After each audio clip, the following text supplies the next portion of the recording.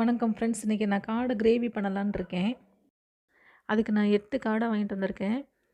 நம்ம காடையை கட் பண்ணிவிட்டு நீட்டாக மஞ்சத்தூள் போட்டு கழுவி எடுத்து வச்சுக்கலாம். இப்போ காடை கிரேவி எப்படி செய்யலான்னு பார்க்கலாம் வாங்க. 150 கிராம் வெங்காயம், 150 கிராம் தக்காளி, ஒரு 5 பச்சை மிளகாய் எடுத்து கட் பண்ணி வச்சுருக்கேன். இப்போ அடுப்பு பற்ற வச்சுக்கலாம். சட்டி அடுப்பில் வச்சு சட்டி காஞ்சதும் 3 டேபிள் ஸ்பூன் ஆயில் விட்டுக்கலாம். எண்ணெய் காஞ்சிருச்சு. 2 துண்டு பட்டை,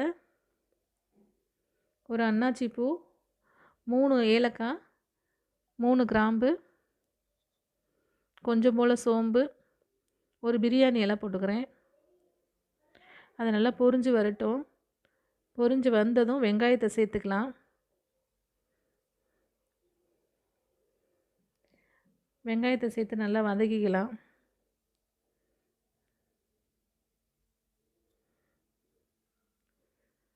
இப்போ இதில் ஒரு கொத்து கருவேப்பிலை சேர்த்துக்கிறேன். அதையும் நல்லா வதக்கி விட்டுக்கலாம்.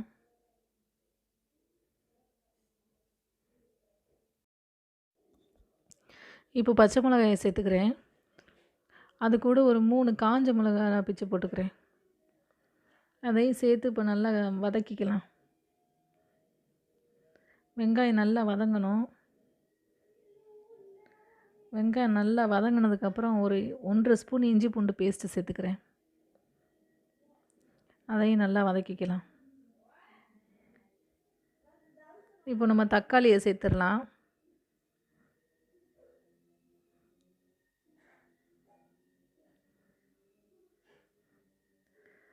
தக்காளியை சேர்த்துட்டு அது கூடவே உப்பு போட்டுக்கலாம்.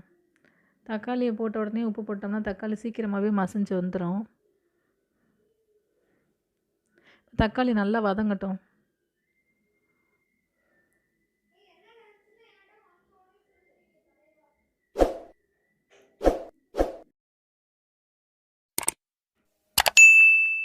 இப்போ தக்காளி நல்லா வதங்கி வந்துருச்சு. இப்போ நம்ம அது கூட மஞ்சத்தூள் சேர்த்துக்கலாம். நான் ஒரு 1/4 டீஸ்பூன் மஞ்சத்தூள் சேர்த்துக்கிறேன். கூடவே ஒரு 1½ ஸ்பூன் மிளகாத்தூள் சேர்த்துக்கிறேன்.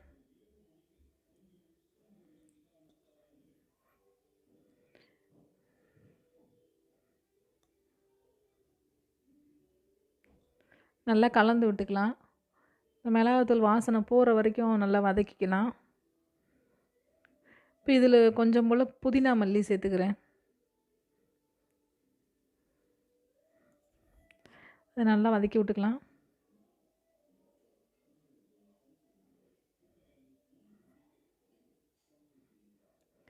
நல்லா வதங்கிருச்சு. மசாலா நல்லா ரெடி ஆயிடுச்சு. இப்போ நம்ம காடையை சேர்த்துடலாம்.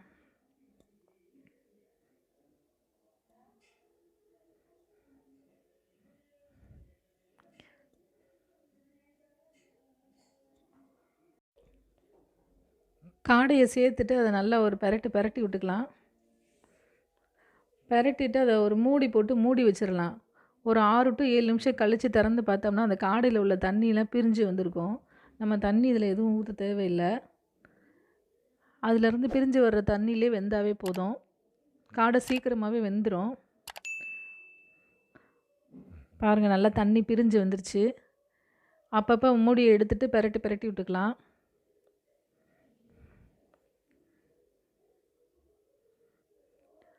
ஓரளவு நல்லா வெந்துருச்சு.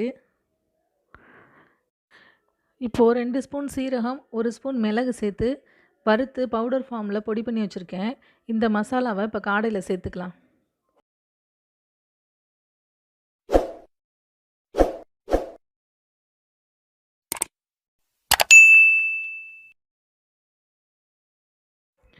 நம்ம மசாலாவை சேர்த்துட்டு காடையை நல்லா பெரட்டி விட்டுக்கலாம்.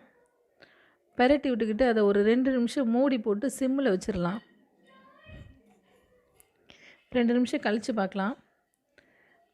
நல்லா காரசாரமான சூப்பரான காடை கிரேவி ரெடி ஆயிடுச்சு.